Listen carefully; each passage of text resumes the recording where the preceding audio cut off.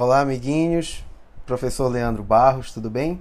Hoje vamos dar seguimento à nossa segunda etapa da aula de História sobre Grécia Antiga. E nessa aula nós vamos destacar 3 pontos específicos. Primeiro, as relações de produção e econômica da Grécia Antiga. Segundo, a evolução política da Grécia Antiga. E terceiro, as características do período arcaico. Então vamos lá, sem delonga.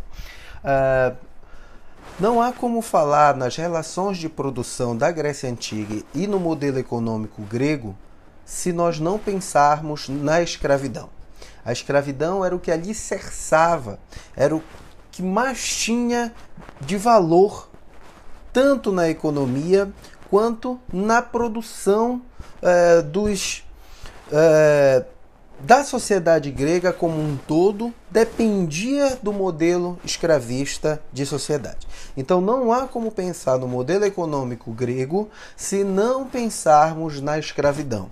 Aristóteles chegou a dizer, um filósofo, mas também um homem de sua época, chegou a dizer que os escravos tinham um corpo adaptado ao serviço que lhes era destinado. Então vejam só, um filósofo valorizando e atribuindo a responsabilidade àquele modelo tão desumano de sociedade que é o modelo escravocrata.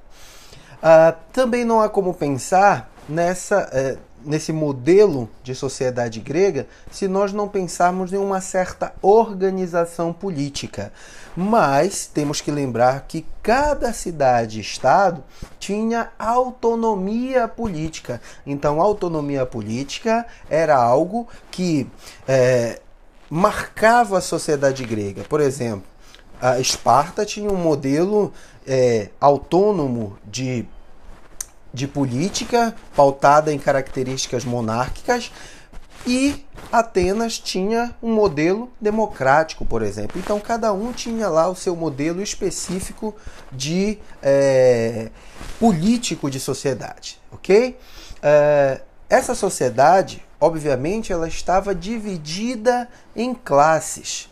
A sociedade grega, ela era extremamente dividida em classes. Então não existia uma igualdade social. A divisão de classes também é uma marca da sociedade grega. Bom, no que se refere à evolução política na Grécia, podemos citar que essa evolução política ela se deu graças a uma crise na produção provocado pela falta de terras férteis, o que fez surgir uma grande migração de povos que, consequentemente, ajudou a fortalecer a propriedade privada nessa mesma Grécia Antiga. Então, a partir disso, do enfraquecimento desse modelo agrário, a gente vai ter o surgimento da propriedade que, consequentemente, vai fortalecer uma aristocracia territorial, uma pequena elite que comandava as terras e, consequentemente, comandava a economia. Não podemos esquecer também que existia uma certa proteção a esse modelo escravocrata. Não era possível conceber aquela sociedade sem esse modelo escravocrata. Então, existia uma certa conveniência, uma certa proteção para que aquele modelo continuasse a persistir, e de fato foi o que aconteceu.